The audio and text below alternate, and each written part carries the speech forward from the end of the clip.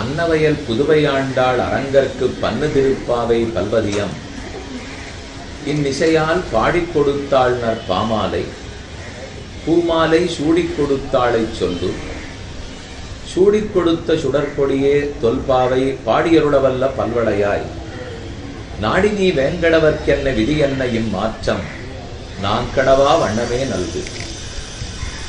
ஆண்டாளுடைய திருப்பாவைக்கு இது தனியன் பாடல். திரு அரங்கநாதனுக்கும் திருவேங்கடத்து வெங்கடேசன் ஸ்ரீனிவாச பெருமானுக்குமே ஆண்டாள் திருப்பாவையை சமர்ப்பித்தாளாம். ஸ்ரீரங்கத்தில் பெருமானை ரங்கா ரங்கான்னு அழைக்கிறோம். அதே திருவேங்கடத்துக்கு போனால் ஏழுமலையப்பனை என்னவென்று கூப்பிடுவோம்? மலை ஏறும் போதும் சரி, கும்பிடும் போதும் சரி, நாமங்களை சொல்லும் போதும் சரி, பிரதட்சணம் செய்யும் போதும், அங்க பிரதட்சணம் பண்ணும் போதும், தேர் இழுக்கும் போதும், என்னவா இருந்தாலும் நாம எப்போதும் சொல்ற ஒரே திருநாமம் எது? கோவிந்தா கோவிந்தா கோவிந்தா. விடாமல் கோவிந்த நாமத்தை தானே சொல்றோம். இதுல கோவிந்தன் திருவேங்கடவன் தான். ஆனா எந்த கோவில்ல தேர் இழுத்தாலும் கோவிந்தா கோவிந்தா தான். எந்த கோவில்ல தொப்பம் இழுத்தாலும் கோவிந்தா கோவிந்தா தான். எந்த கோவில்ல பிரதட்சணம் பண்ணாலும் கோவிந்தா தான். அப்படி என்ன இந்த பெருமானுக்கு ஏற்றம்னால் ரிக்வேதம் சொல்லுகிறது, ஆராயிகானே விகடே கிரிங்கச்ச சதான்பே. உனக்கு ஒன்னும் உதவறதுக்கு ஆள் இல்லை, கண் இழந்துட்டே, சொத்து இழந்துட்டே, கவலைப்படாதே, யாரும் இல்லேன்னு கவலைப்படாதே. இப்படி இருக்கிற எல்லாரும் ஒன்று கூடுங்க, கோவிந்த கோவிந்த கோவிந்தான்னு உரத்த குரல்ல சொல்லிண்டு ஏழுமலையை ஏறுங்கள், பெருமான் திருவடியை பற்றுங்கள் என்றே உபனிஷத்துக்கள், ஏன் வேதமே சொல்லுகிறது. அதை உணர்த்தின ஆண்டாள் 3 பாடல்களாலே 27, 28, 29 3 கோஷரங்களிலே கோவிந்தா கோவிந்தா கோவிந்தா என்று 3 முறை கோவிந்த நாமத்தை சொல்லுகிறாள். ஆனா 3 பாட்டிலையும் கோவிந்த நாமத்துக்கு வெவ்வேறு பொருள், ஒரே அர்த்தம் இல்லை. 27ஆம் பாட்டு கோவிந்த நாமத்துக்கு அர்த்தம் வேற, 28க்கு வேற, 29க்கு வேற. இப்ப நாம பார்க்க வேண்டியது 27வது கோஷரம். நோன்புக்கு சம்மானத்தை வேண்டுகிறாள். 26ஆம் பாடல் நோன்பு பண்றதுக்கு வேண்டிய கருவிகளை கேட்டாள், உபகரணங்களை கேட்டாள். இப்ப நோன்புக்கு உண்டான சம்மானத்தை கேட்கிறாள். நாம நோன்பு நோத்துட்டோம், இதுக்கு பரிசு, இதுக்கு பயன் வேணும் இல்லையா? அந்த பயனை கேட்கும் கோஷரம் தான் 27. வைகுந்தத்தை அடைகிறோம். அடைந்து என்ன நடக்கிறது? இது கீழ்ப்பாசுரத்திலே ஒண்ணு சொன்னேன், பெருமானோட நமக்கு நிகரான ஆனந்தம் கிட்டும். இதை நல்லா பக்தர்கள் மனசுல வச்சுக்கணும். இங்க நமக்கு இருக்கிற ஆனந்தம் துன்பமும் இன்பமும் கலந்து கலந்துதான் வரும். ஓஹோன்னு இன்பப்படுறவா கூட துன்பப்படாம உலகத்தில் இருந்துடவே முடியாது. ஆனால் பெருமான் துன்பமே கலக்காத இன்பம் உடையவர். இது ஒரு துளி கூட துன்பம் இல்லாமல் இன்பம் மட்டுமே, ஆனந்தம் மட்டுமே இருக்கும் அவர் பிரம்மம். ஆனந்தம் பிரம்மணோ வித்வான்னு சொல்றார்கள். ஆனந்தமே பிரம்மம், பிரம்மமே ஆனந்தம், அபரிச்சின்ன ஆனந்தம். ஆகாயத்தை எப்படி அளவிட முடியாதோ அதை போல் பிரம்மத்தினுடைய ஆனந்தத்தையும் அளவிட்டு தெரிந்து கொள்ள முடியாது. நாம வைகுந்தத்துக்கு போன உடனே அந்த ஆனந்தத்துல நாமும் சமமாடுவோம். அவருக்கு எவ்வளவு ஆனந்தம் இருக்கிறதோ அது நமக்கும் கிட்டுகிறது, ஒவ்வொருத்தருக்கும் கிடைக்கும். பிரம்மத்துக்கு, பகவானுக்கு, கடவுளுக்கு இருக்கிற ஆனந்தம் நமக்கும் கிடைக்க போறதுன்னு சொன்னா நாம ஏன் தவித்து கொண்டிருக்க வேண்டும்? அதை இந்த சிறுமி, செல்வ சிறுமியான ஆண்டாள், அவள் இதை தெளிவுபடுத்தி கவலையப்படாதீங்க, அவர்கிட்ட அனைத்தையும் வாங்கலாம், ஆனந்தத்தையும் பெறலாம், நோன்புக்கு கருவிகளையும் பெறலாம். 26வது பாசுரத்துல பார்த்தோம், ஆனந்தத்துல நாமும் பெருமானும் ஒன்னாயிட்டோம். இனிமே எதை அனுபவிக்க போறோம்? ஏதோ ஒரு பரிசு வேணுமே. வைகுந்தத்துக்கு போய் என்ன செய்ய போகிறோம்னால் பெருமானுடைய குணங்களை அவரோடு சேர்ந்து நாமும் அனுபவிப்போம். இதுக்கு தான் சாயுஜ்யம் மோட்சம்னு பேர். சாமியாபத்தி மோட்சம்னு சொன்னால் அவரும் நாமும் ஆனந்தத்தில் சமமாகும். அடுத்தது சாயுஜ்ய மோட்சம்னு சொன்னால் பெருமானுடைய எண்ணிறந்த கல்யாண குணங்களை அவரோடு சேர்ந்து நாமும் அனுபவிப்போம். சோஷ்ணுதே சர்வான் காமான் சக பிரம்மணா விபஸ்சிதான் உபனிஷத் ஸ்லோகம். அவன் அந்த வைகுந்தத்தை அடைகிறான், பெருமானுடைய அனைத்து குணங்களையும் காண்கிறான், நன்கு அனுபவிக்கிறான், பெருமானோட சேர்ந்தே அனுபவிக்கிறான். இதுதான் நம்ம வைகுந்தம் போட்டு சம்மானம். சம்மானம் வேணும், இந்த வேலை முடிஞ்சது சம்மானம் கொடுங்கோங்கிறோம் இல்லையோ. மார்கழி நோன்பு முடிய போறது, இன்னும் 3 பாசுரங்கள் தான் இருக்கு. அப்ப சம்மானத்தை கேட்க வேண்டும். எது சம்மானம்னு 27ஆம் பாடல் கொடுக்கிறது. கூடாரை வெல்லும் சீர் கோவிந்தா உந்தன்னை பாடிப்பற கொண்டு யாம்பெரு சம்மானம். நாடு புகழும் பரிசினால் நன்னாக சூடகமே தோள்வலையே தோடே செவிப்பூவே பாடகமே என்ற அணைய பல்கலனும் யாம் அணிவோம் ஆடையுடுப்போம். அதன் பின்னே பார்ச்சோறு மூடனை பெய்து முழங்கை வழிவார கூடியிருந்து குளிர்ந்து ஏலோர் எம்பாவாய். எல்லாரும் கூடியிருக்கணும், குளிரணும். இதை விட இப்ப சமதர்ம கொள்கையை எங்க போய் பேச? உலகத்துல எங்க பார்த்தாலும் இங்க சண்டை, அங்க பூசல், இங்க குண்டு வெடிப்பு, இங்க ஆபத்து, இயற்கை சீற்றம், செயற்கை சீற்றம், அரசியல் சீற்றம், எங்கெங்கையோ. அது அத்தனை தீர வேண்டுமானால் நாம் அனைவரும் சமம், ஒவ்வொரு ஆத்மாவும் சமம் என்கிற ஆத்ம கல்வி வேண்டும். நாம் என்ன பண்றோம்? பௌதிக பாடம் படிச்சுடுறோம். பிசிக்ஸ், கெமிஸ்ட்ரி, மேத்தமேட்டிக்ஸ், எக்கனாமிக்ஸ், லா, மெடிசன் அனைத்தையும் படிச்சுடுறோம். ஆனால் ஆத்ம கல்வி, ஆத்ம பரமாத்ம ஞானம் வேணுமே. இந்த உடலை காட்டில் ஆத்மா வேறுபட்டதுன்னு தெரியணுமே.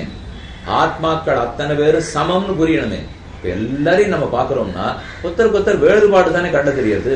ஆணா இருக்கார், பெண்ணா இருக்கார், உயரமா இருக்கார், குள்ளமா இருக்கார், அவர் படிச்சிருக்கார், படிக்காதவரா இருக்கார், பணக்காரரா இருக்கார், ஏழையா இருக்கார், வெளுப்பா இருக்கார், கருப்பா இருக்கார், மனிதனா இருக்கார், சிங்கமா இருக்கார். எத்தனை உடம்ப மட்டும் பார்த்தோம்னா வேறுபாடு தான் தெரியும். வேறுபாட்டை பார்த்தாலே சண்டை பூசல்ல தான் முடியும். அது கூடாது. வேறுபாடு பார்க்காத இருக்கிறதுக்கு வழி இருக்கா?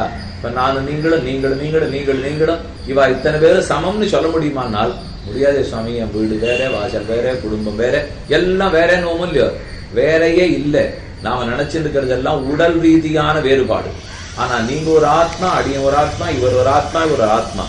அனைவரும் ஆத்மான்னு பார்த்தால் ஞானத்தாலே சமம், ஆனந்தத்தாலே சமம், பெருமானுடைய சொத்துங்கிறதாலே சமம். இந்த எண்ணம் வரணும்னா ஆன்மீக கல்வி ரொம்ப முக்கியம். பள்ளிக்கூடங்களிலேயே போதிக்கப்பட வேண்டும். வாரத்துக்கு ஒரு நாளாவது சொல்லிக் கொடுக்க வேண்டாமா? இப்ப நாமளும் பிள்ளைய கொண்டு போய் சேர்க்கிறோம், பொண்ணை கொண்டு போய் சேர்க்கிறோம். அப்போ மற்ற எக்ஸ்ட்ரா கரிக்குலர் ஆக்டிவிட்டிஸ் எல்லாம் சேர்க்கிற முடியும். சறுக்கு பயிற்சி, ஸ்கேட்டிங் தெரிஞ்சுக்கணும், மியூசிக் தெரிஞ்சுக்கணும், ஸ்விம்மிங் தெரிஞ்சுக்கணும், ஏதாவது ஒரு வயலின் வாசிக்கிறதுக்கு தெரிஞ்சுக்கணும், பாட்டு பாடுறதுக்கு தெரிஞ்சுக்கணும், டிராயிங் காம்படிஷன்ல வரணும். எத்தனையோ ஆசைப்பட்டு கொண்டு போய் சேர்க்கிறோம். கார்த்தால இந்த கிளாஸ், சாயங்காலம் அந்த கிளாஸ் கூட்டின்னு போறோம். அதே போல ஆத்மா பரமாத்மா தெரிஞ்சுக்கணும். கிளாஸை பத்தி பேசவே மாட்டேங்கிறோமே. அது பெற்றோர்களுக்கு ஆசை வரணும், வாத்தியார்களுக்கு ஆசை வரணும். கல்வி நிர்வாகம் பார்க்க வேண்டும். கண்டிப்பா பள்ளிக்கூட நிர்வாகஸ்தர்கள், கல்லூரி நடத்துறவர்கள் எல்லாம் இது என்ன இந்த கல்வி இல்லாட்ட எப்படி சமதர்ம கொள்கை புரியும்? நாம் எல்லாரும் சமமா இருக்கணும்னு நினைக்கிறோமே தவிர சமத்துவம் எப்படி வரும்? ஆத்மாவை பார்த்தா தான் வரும், உடம்ப பார்த்தா வரவே வராது. அதனால உடலை பார்க்கிறத நிறுத்திவிட்டு ஆத்மாவை பார்த்தால் கூடியிருந்து குளிரலாம். அதுதான் ஆண்டாளுடைய பெரிய கொள்கை. பல 1000 ஆண்டுகளுக்கு முன்னால் சின்ன பெண் குழந்தை ஸ்ரீவில்லிபுத்தூரில் அவதரித்த ஆண்டாள் சொல்லிக் கொடுத்திருக்கிறார். அழகான கருத்து. கூடி இருக்கணும், எல்லாரும் கூடணும், குளிரணும். இது எப்படி சாத்தியமாகும்னால் ஆத்மாக்கள் அனைவரும் சமம்னு தெரிஞ்சின்றால் சாத்தியமாகும். பாடல் பார்க்கலாம். கூடாரை வெல்லும் சீர் கோவிந்தா. பெருமான் ஜெயிக்கிறார். கோவிந்தா சீருடையவர், குணங்களுடையவர். கூடாரை வெல்லும் சீர் கோவிந்தா. யாரெல்லாம் கூடமாட்டோம் இருக்கார்களோ, கண்ணனை விரோதிக்கிறார்களோ அவர்களை வெற்றி பெற்று விடுவார். கூடமாட்டோம் இருந்தால், எதிர்த்தால் வெற்றி பெறுகிறார். அப்ப கூடுவோம் ஒத்துண்டு கை கூப்பிட்டா தோத்து கொள்வார். நாம கையை கூப்ப மாட்டோம் நிமிர்ந்து இருந்தோம்னா நம்மள வெற்றி கொள்வார். நாம கூடுறேனே அடியேன் அப்படின்னு சொல்லிட்டோம்னா உடனே நம்மளோட கை கோர்த்து விடுவார். அப்ப கூடமாட்டோம் என்றிருப்பாரை வெல்லும் சீர் படைத்த கோவிந்தா. கூடார வெல்லும் சீர் கோவிந்தா. பெருமான் நம்ம சேர்த்துக்கணும்னு வச்சுக்கோங்க. அவர் நம்மள பக்தனா ஏத்துக்கணும்னா நம்ம கிட்ட என்ன வேணும்? ஒருவேளை ஆழ்வார்களுக்கு இருந்த பக்தி, பிரகலாத பக்தி, துருவனுக்கு இருந்த பக்தி, உத்தவருடைய பக்தி, இதை போல பக்தி எல்லாம் வேணுமோனால் அதெல்லாம் இல்லை. பெருமானோட சேர மாட்டோம் இப்படின்னு பிடிவாதம் பிடிக்காத இருந்தாலே போதும். சேர்ந்து பக்தி எல்லாம் அப்புறம். அதை கூட அவர் ஒன்றும் பெருசா எதிர்பார்க்கல. இவரை நினைச்ச உடனே விரோதிக்கிறோம் இல்லையோ. அது எதுக்கு? அவருக்கு நமக்கு என்ன இருக்கு? இப்போ கடவுளை வைத்துக் கொண்டா வாழ போடுகிறோம். மதத்தினால் என்ன லாபம்? மதம்னு பேசினாலே மதம் பிடித்து விடும். இதை போலெல்லாம் புரியாதவர்கள் மன பேசிருக்கலாமே தவிர மதத்துலதான் ஆத்மாவை பத்தி சொல்றது. ஆத்மாவை பத்தி தெரிஞ்சின்றா தான் சமத்துவம் கொள்கையே நமக்கு புரியறதுக்கு வரும். இப்ப எல்லா பாடமும் உடலன்னா சொல்லிக் கொடுக்கும். ஆக நாம பெருமானிடத்தில் சிறிதளவு பக்தி, வெறுக்க மாட்டோம், ஒன்னும் வெய்ய மாட்டோம், ஏச மாட்டோம், இந்த பக்தி இருந்தா போருமா உடனே பெருமாள் சேர்த்து விடுறார். அப்ப கூடாரை வெல்லும் சீர் கோவிந்தா உந்தன்னை பாடி பரகொண்டு தேவரீர் நன்னா பாடணும். பாடி பரகொண்டு அடியோங்கள் கைங்கரியம் பண்ண வேண்டும். உந்தன்னை பாடி பரகொண்டு யாம் பெரு சம்மானம், எங்களுக்கு பெரிய சம்மானம் கிடைக்கணும். சம்மானத்தை வீட்டுக்குள்ள வரவழைச்சு கொடுத்துடாதே. யாம் பெரு சம்மானம் நாடு புகழும் பரிசினால் நன்றாக. ஆண்டாளுக்கு கண்ணன் கொடுத்திருக்கிற சம்மானத்தை ஊரே புகழணும், நாடே புகழ வேண்டும். அத போல எங்கேயான ஆளான கொடுத்திருக்கார்களானால் சீதை ஹனுமானுக்கு கொடுத்த சம்மானத்தை போல. சீதைக்கு பட்டாபிஷேகம், ராமனுக்கு சீதைக்கும் பட்டாபிஷேகம் எடுத்து சற்று தள்ளி ஆஞ்சநேய சுவாமி உட்கார்ந்துருக்கார். சீதைக்கு ஒரு ஆசை, இவர் தான் நம்மளை சேர்த்தே வச்சவர், இன்னைக்கு உயிரோடு இருக்கிறதுக்கே ஹனுமான் தான் காரணம், ஒரு சிறந்த பரிசு கொடுக்கணும்னுட்டு இந்திரன் ஒரு முத்துமாலை அனுப்பிச்சு வச்சிருந்தான். அதை கழட்டி கையில் எடுத்துட்டு தான் இருக்கிற சிங்காதனத்திலிருந்து ஒரு 10 அடி நடந்து போய் ஹனுமார் பக்கத்துல நின்னுண்டு ஓரக்கண்ணால ராமனை பார்த்து, இதை இவருக்கு கொடுக்கட்டுமா, உமக்கும் பிடித்தந்தானே என்று கேட்டாளாம். சரின்னு பெருமாள் உடனே அனுமதிச்சுட்டார். அந்த பரிசை ஹனுமான் கையில் கொடுத்தாள். உலகமே பார்க்கறது, எல்லாரும் கொண்டாடுறான். மகாதேவி நாச்சியார் மகாலட்சுமி அவர் தன் சிங்காதனத்திலிருந்து நடந்து வந்து தன் கழுத்துல போட்டு இருந்த மாலையே இவரை பார்த்து தான் ஆசைப்பட்டு கொடுத்துருக்கணும்னா என்ன பரிசு, என்ன பரிசு என்ன நாடு முழுக்க கொண்டாடுறது இல்லையோ. பணங்காசு இருக்கிறது பரிசு இல்லை, இப்போ பெருமானாலே மெச்சப்படுவது பரிசு இல்லையா. கோவில்ல உற்சவம் நடந்துட்டு இருக்கு, அபிஷேகம் திருமஞ்சனம் நடந்துட்டு இருக்கு. இப்ப பெருமாள்கிட்ட ஒரு புஷ்பமா கிடையறா, துளசி மாலையெல்லாம் சாத்திட்டு இருக்கார், சந்தன காப்பெல்லாம் ஆச்சு, எல்லாரும் நம்ம நின்று சேவிச்சுட்டு இருக்கோம். என்னமோ ஒரு சந்தனத்தையும் அப்படி துளசியும் களைஞ்ச உடனே அர்ச்சகருக்கு தோணி சட்டுன்னு அப்படி எடுத்து என் கையில போட்டா நம்ம அதை வாண்ட உடனே அது நாடு புகழும் பரிசு. எல்லாரும் தகச்சு படுவாடு இல்லையோ. பெருமானுடைய தோல்ல இருந்த மாலை அதே துளசி மாலை இவர் கொடுத்துட்டாரேனால் அதுதான் நமக்கு பரிசு. நாடு புகழும் பரிசினால் நன்றாக, பரிசா உனக்கு என்ன வேணும்னு கண்ணன் கேட்கிறார். சூடகமே தோல்வலையே தோடே செவிப்பூவே பாடகமே என்ற அணைய பல்கலனும் யாமணிவோம். நன்னா நாங்க ஆபரணத்தை போட்டுண்டாகணும். 2ஆம் பாட்டு ஆரம்பிக்கச்சே நெய் உண்ணோம் பால் உண்ணோம் மையிட்டு எழுதோம் மலரிட்டு நாம் முடியோம் பண்ண மாட்டோம்ட்டா. இப்ப 27ஆம் பாட்டு வரைச்சே எல்லாமே வேணும் என்கிறாள். கூடுமானால் மார்கழி நோன்பு முடிய போறது, நோன்பு முடிஞ்சுட்டா கண்ணன் கிடைச்சிட போறார், கிடைச்ச அனுபவம் தானே. நோன்பே நோத்துட்டு இருக்க போறோமா, நோன்பு முடிந்து கிட்ட அனுபவத்துக்கு வருவோம் இல்லையோ. சூடகம் கையிலே மணிக்கட்டிலே போட்டுக் கொள்ளுகிற ஆபரணம் சூடகமே.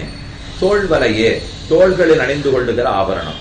தோடே சூடகமே தோல்வலையே தோடு கீழ்காதில் அணிந்து கொள்ளும் ஆபரணம். செவிப்பு மேற்காதில் அணிந்து கொள்ளும் ஆபரணம். சூடகமே தோல்வலையே தோடே செவிப்பூவே பாடகம் கால் கணுக்காலில் அணிந்து கொள்ளும் ஆபரணம் என்ற அணைய பல்கலனும் யாமடிவோம் என்று இத்தனை ஆபரணங்களையும் கொடுக்க வேண்டும். இது என்ன இந்த வரிசையில் ஆண்டாள் பாடியிருக்காள்னால், கண்ணன் முதல்ல பெண்ணை கைப்பிடிக்கிறான். கல்யாண கரணத்திலே ஒரு பிள்ளை மாப்பிள்ளை வந்து பெண்ணோட கையை பிடிப்பார்களோ இல்லையா. கைப்பிடிக்க கனாக்கண்டேன் கூறினான், கைத்தலம் பத்த கனாக்கண்டேன் போச பாணி கிரகணம்னு நம்ம சொல்லலையா. அப்ப முதல்ல கை பிடிக்கிறாரோ இல்லையோ. அப்ப சூடகம் மணிக்கட்டில் இருக்கிறது தானே முதல்ல பிடிப்பார், சூடகமே. அப்புறம் கண்ணன் ஆண்டாள அணைத்துக் கொள்ளுகிறார், அதான் தோல்வலையே. அடுத்தது தோடு நன்னா இருக்கேன்னு பெருமானுடைய முகத்துல கிட்டக்க வந்து பார்க்கிறார், தோடே. ரகசியம் பேசுறார், செவிப்பூவே. ரகசியம் பேச போறச்சே காதோட பேசினோம்னா மணவாள பிள்ளை நாய்க்கியை அணைத்து கொண்டு ரகசியம் பேசுறதுன்னா அப்ப காதுல மேல அணிஞ்சிட்டு இருக்கிற பூ உருத்துமல்லையோ, அதைத்தான் செவிப்பூவே நாள். ஆச்சரியம். இப்ப நம்ம நவநாகரிகத்துல வந்த பிற்பாடு கீழ்த்தோடு குத்திக்கிறோம், நடுத்தோடு குத்திக்கிறோம், மேல் தோடு குத்தின்னு இருக்கோம். அதெல்லாம் இப்ப புதுசு இல்ல. இது எல்லாமே கண்ணன் ஆண்டாளும் எப்போதோ கண்டுபிடித்து வைத்தது. பாட்டுல தோடே செவிப்பூவேன்னு பாடியிருக்காள் இல்லையோ. அப்ப தோடு குத்திக்கிற இடம் வேற, செவியில பூச்சி உடிக்கிற இடம் வேற. பாடகமே இப்படி கண்ணன் ஆண்டாள் அணைத்தான். உடனே இந்த பெண் என் செய்வாள், கண்ணனுடைய திருவடிகளிலே விழுந்தாள் இல்லையோ, அது காலில் சாத்தி கொண்டிருக்கிற ஆபரணம். பாடகமே என்ற அணைய பல்கலன் யாமணிவோம் ஆடை உடுப்போம். பெருமானுடைய உடுத்து களைந்த பீதகவாடை பெற்று அவன் உடுத்தி கொடுக்க நாம் உடுத்திக் கொள்ளுவோம். ஆடை உடுப்போம் இனிமேதான் இருக்கு. அதன் பின்னே பார்ச்சோறு மூட நெய் பெய்து முழங்கை வழிவார.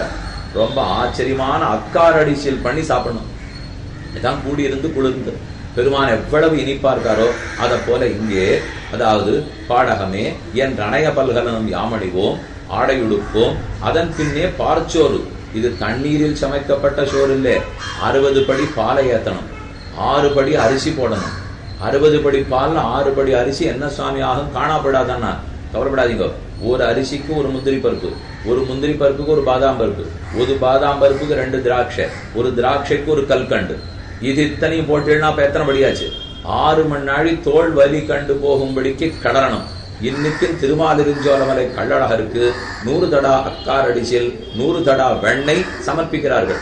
100 கங்காளம் நிறைய அக்காரடிசில், 100 கங்காளம் வெண்ணெய் மொத்தத்தையும் பெருமாள் விழுங்குகிறாராம். அதெல்லாத்தையும் இங்க சொன்னது. இப்போ அப்ப சூடகமே தோல்வலையே எல்லாம் அணிஞ்சுக்கணும். அதன் பின்னே பார்ச்சோறு மூட நெய் பெய்து அதை கையில வாங்கறச்சேவே அப்படியே முழங்கை வழிவார. அதுல இருந்து வர்ற நெய் எவ்வளவு இருக்கணும்னா 1க்கு 1 நெய் இல்ல, 1க்கு 2 இல்ல, 1க்கு 5 நெய். இத்தனை படி பிரசாதம்னா அதுக்கு 5 மடங்கு நெய். அது கை வழியா வழியணுமா. மூட நெய் பெய்து முழங்கை வழிவார இப்படி எல்லா பக்தர்களும் சேர்ந்திருந்து கூடியிருந்து குளிர வேண்டும்னு நாம் ஒற்றுமையா இருந்து பிரம்மானந்தத்தில் ஈடுபட வேண்டிய கடைசி அற்புதமான விஷயத்தை, பரமபதத்தையே கெட்டி வாசல்படியை தாண்டி உள்ள போய் பெருமானோடைய கல்யாண குணத்தை அனுபவிக்கிறது அக்காரடிசில் போலே.